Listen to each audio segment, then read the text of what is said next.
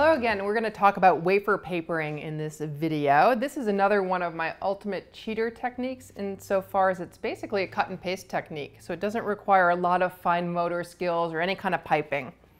But what is wafer paper? Actually, wafer paper is a relatively new thing on the cookie decorating scene, and I think that's come about because there's all of a sudden just a rash of beautiful pre-printed patterns of wafer paper available online. Here's just an example of what I'm talking about. Wafer paper is essentially thin sheets of potato starch, water, and oil that's been dehydrated, and then it's printed on top with food coloring. I've got just two examples of patterns here in one sheet that I've already cut into. You can also get wafer paper plain, so you can rubber stamp on it as I did on the last video, or print on it through an inkjet printer fitted with food coloring cartridges, of course.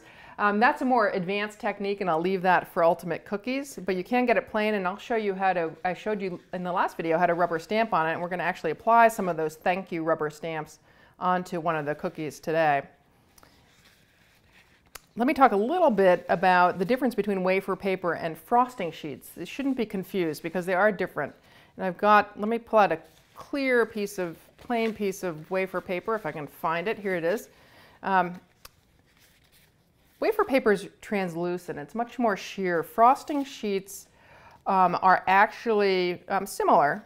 They come on a backing paper and they peel off, but you can see that they've got a little more density to them. They also have sugar in them and cornstarch, so they're a little more gummy on the cookie. If you were to bite into this, it would take a lot more time to kind of dissolve on the tongue. Whereas this rapidly dissolves on the tongue. It's kind of like a communion wafer if you've ever had one. So I find it has less interference with the actual texture and taste of the cookie, even though it is tasteless. I prefer it to the frosting sheets. But they work in essentially the same way.